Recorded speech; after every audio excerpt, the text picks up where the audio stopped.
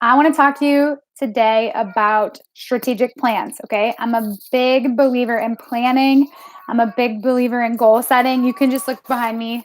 These are my quarterly goals right here. This is my plan, like my 10-year plan, my why. My why is right here. This is really like what I'm working toward.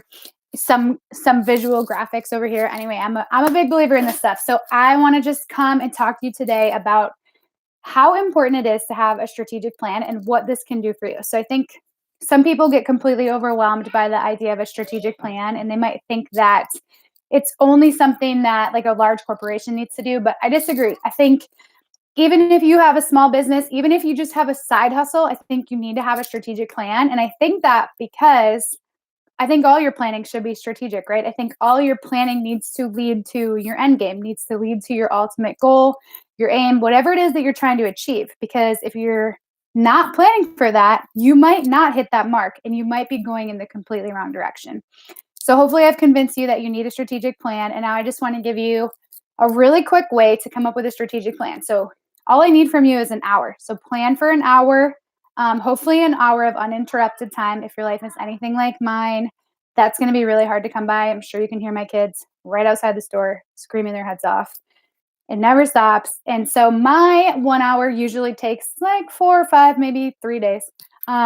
So just find that time, put it on the calendar and get it done. And I think that you'll feel much more productive. You'll feel like you're moving to your goals and things will probably just start to click for you. Okay. So take the first thing you're going to do is figure out where you are right now because you can't really figure out where you want to go unless you know exactly where you are. So take 20 minutes and do what Robert Kiyosaki calls your personal financial statement.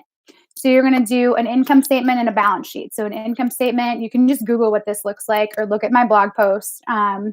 Just put all your income at the top, any stream of income coming in, write that out and the dollar amount associated with it. And then under that, put all of your expenses.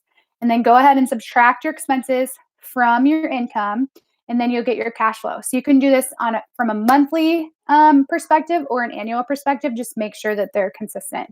And then you'll also do your balance sheet, which is just basically just draw like a T on a piece of paper, put your assets and then your liabilities next to each other. And all you're going to do is subtract your liabilities from your assets in order to get your net worth. So people define assets in a different way. I think you need to kind of figure out what your definition of assets is. Robert Kiyosaki, again, thinks that assets are only things that make you money. So from his definition, the house that you live in isn't an asset. So that's up to you whether you consider that an asset or not. But just kind of put that on there, figure out your net worth. So now you know where you are. So you can start planning your goals. You can plan net worth goals. You can plan income goals. You can also see if you're living within your means. And I know Brandon Turner is a big fan of making sure that, in order to build wealth, you need to live within your means. And as you make more money, you can't just go and spend more money incrementally because you're never going to build wealth that way.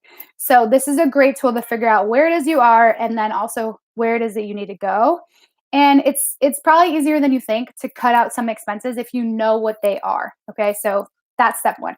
So step two, take the next 20 minutes after that and visualize what you're working to achieve. Visualize what it is that you want out of life.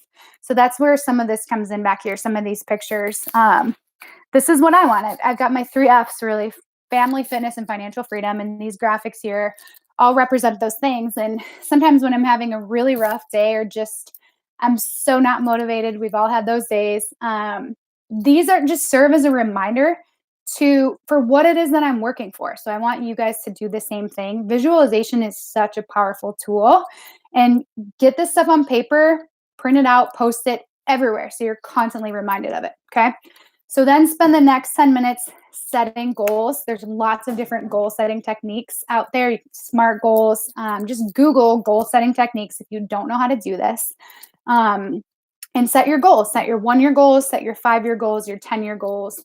If retirement's coming in 20 years, then backwards plan from there. If this is what you want your life to look like 20 years from now, then in 10 years, you should probably be just about halfway there.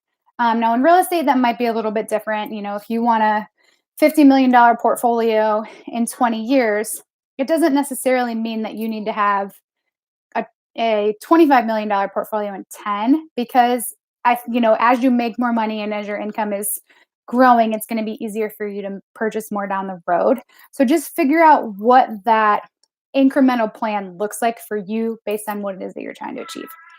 Then spend your last 10 minutes taking those goals and come up with strategic steps to get there. So I like to do this at least once a quarter.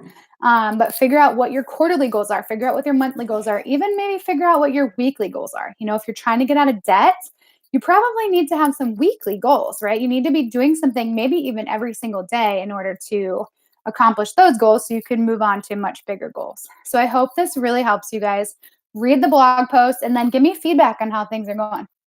All right, guys, have a good one.